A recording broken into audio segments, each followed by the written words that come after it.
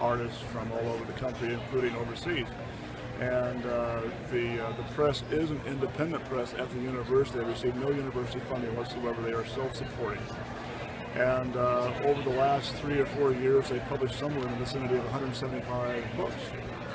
A lot of these books that are published are, pretty much promoted by the writers. The writers do a lot of work to promote their own work. Because, as I said, there's no budget from the university to do advertisements very much and so forth. I mean, there is advertisement, but it's not like they're going to be able to take the author, send them around, and do book tours. But nonetheless, they have a lot of things going on.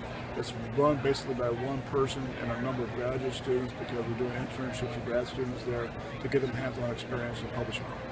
Okay, so what's it like being a graduate student there, like working in publishing? What kind of experience do you get? Oh, it's great.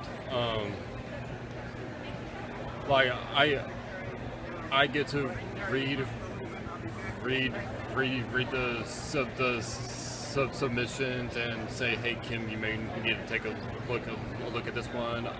I do primarily the cover designs. That's kind of where I've been put. Oh, that's mostly nice. along with copy editing the manuscripts as well, and being in contact with the authors. Well, I think that with independent publishing there is a sense of family business, whether or not something is literally a family business the way Persia is, but I do think there's a sense of pride in product, and also in putting the entire company's shoulder behind each book that gets published, which I think unfortunately doesn't always happen with commercial presses.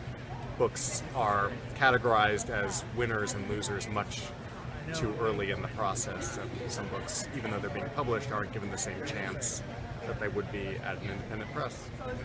Yeah, what you guys do? Sure.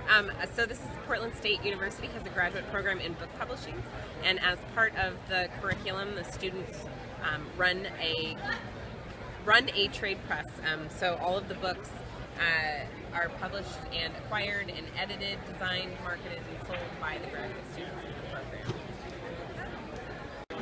So I'm here at AWP with Core Press. We have been lifting up the voices of women and girls since 1993 by publishing literature of quality by women.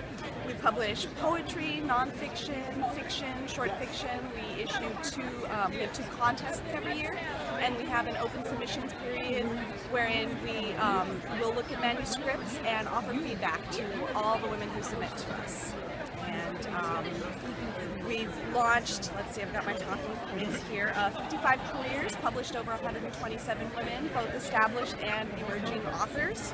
And it's just a great way to try to make up for some of the disparity that's happening in the publishing world in terms of more works by men are being published and being reviewed.